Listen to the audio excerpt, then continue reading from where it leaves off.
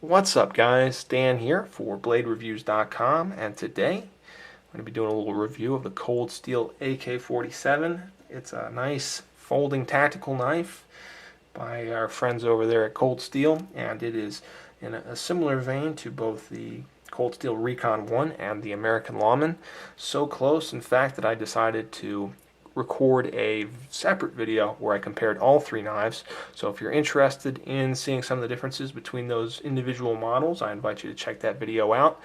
But of course, if you want an in-depth review of the AK-47, well, that's exactly what I intend to do here. So let's get right into it.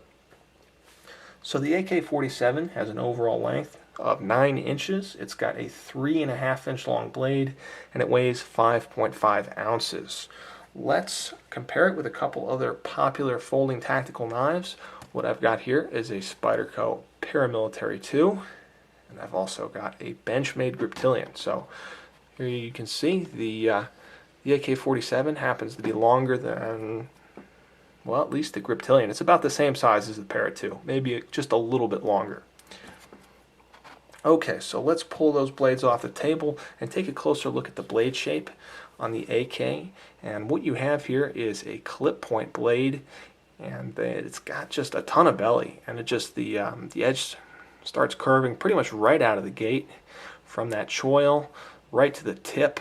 And speaking of tip, what we have here is a little bit of a swedge along the top, which kind of helps form a nice and sturdy tip. The blade stock or blade thickness on this knife is 3.5 millimeters, so you get a nice thick blade. The grind is a high hollow grind, so this is actually a very nice slicer, very capable blade shape, great for a variety of tasks.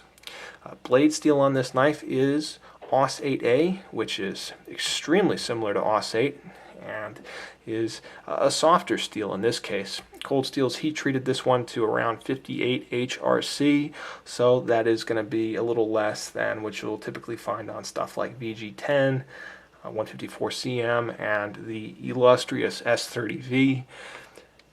In practice, I found that AUS 8 just does not hold its razor edge quite as long as some of those other steels that I just mentioned. It's going to lose that edge a little bit faster, and for some people that's going to be their biggest beef with this knife. It's just they demand a more high performance steel. Personally, I'd love to see the option of Cold Steel making these in, say, 154, but I'm not going to hold my breath. For the time being, I think when you consider the price and all that other good stuff, I think AUS 8 here is good, it's acceptable. So there you go. Let's take a closer look at the handle, which is made of G10. You've got 2 slabs of G10. There are no liners in this knife, which is what helps it be so lightweight for its size. You see here that the G10 is directly screwed into these back spacers. These are aluminum back spacers, and of course this is a closed back design, in part because it's got a modified back lock there, so it has to be. Alright, with that said, and I do want to say that the construction is very solid here. You know, some people might be concerned that there's no stainless steel liners or anything like that. Very, very strong. I don't think you need to be concerned at all. I'm not able to even bend that G10, and I'm pressing on it really hard, so it's quite tough. In hand, the AK-47 feels pretty good. You've got very aggressive finger grooves here, and you just kind of just locks your hand in place. This knife is designed to really maximize your reach, so it's not going to give you the ability to choke up and do detail work like, say, with a Para 2, but you are going to be able to get that extended reach, and if you're going to use this as a defensive knife, there are some advantages to that, so I think that's pretty good. As far as the thumb ramp goes, there really isn't much for traction. There's no real jimping on here. I think it could benefit from some, but given the overall ergonomic plan, and by that I just mean the way that your hand fits in here, it doesn't seem to be a deal breaker, so at least for me. You can throw this knife in reverse grip, and in reverse grip it feels okay. You've got a pretty sharp corner here, which is your pommel.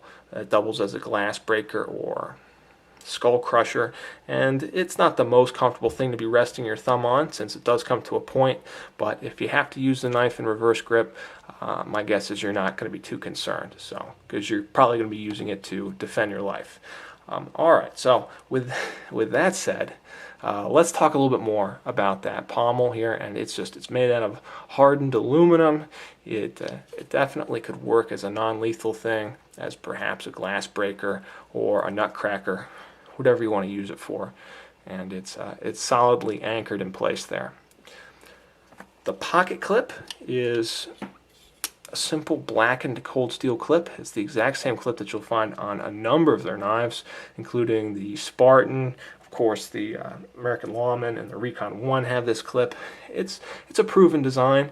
It definitely has some good retention. Cold steel gives you 2 clips, so you can actually do left or right carry, tip up only, and it in this case doesn't ride too low. It's kind of a high riding knife in your pocket.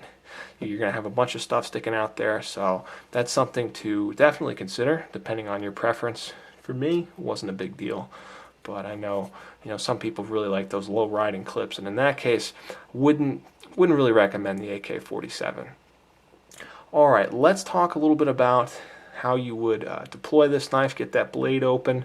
What you have here is a thumb plate. It's easy to access on either side of the knife, so you can open this with your left or right hand without much trouble at all. And there is a pretty strong back spring here with the triad lock. It requires a pretty strong spring, but it's not too bad, at least for me. Maybe I've gotten used to it, but I really don't have any issues. Not a knife that I really flick open much, though. The good news is if you're really looking for a fast way to get this knife open, you can use this thumb plate as a wave, as an Emerson wave, and basically, as you're withdrawing the knife from your pocket, you can snap that blade open instantly, and that is what I would recommend if you really value that. If you need to get this knife open, I just try and practice and make sure that I'm pretty proficient with that wave. Okay, let's talk a little bit about the lockup, and then we'll just wrap this review up. For our lock here, we have a cold steel triad lock. It's an extremely strong lock. I've talked about it numerous times in my other videos, but it's basically a reinforced back lock designed by Andrew Demko, and I'll tell you, this thing can take a ton of use. There's a bunch of great videos out there made by both Cold Steel and by independent reviewers and filmers, guys who have taken these out and really beat on them. And I'll tell you, it's pretty impressive what this knife can take, what this lock is capable of. And needless to say that mine, which has seen relatively little use, has got no blade play at all. There's no side to side, there's no up and down, and I would expect it to stay that way. This is a very well designed lock, and it really complements a pretty rugged and reliable knife. So if you're looking for something that will take a ton of abuse but won't cost you too much money, after all, the AK-47 can be had for around $50 shipped, then this is a knife that I can definitely recommend if you're a fan of the way it looks and all the individual features. So if you want to check out other options, you might want to see that video I recorded earlier with all 3 of the cold steel knives that kind of fit this formula. Alright guys, that's the review. Thank you so much for watching. Again, this is Dan for BladeReviews.com. Please let me know if you have any comments or questions, and please be safe, take care, and I'll be back soon with another knife review.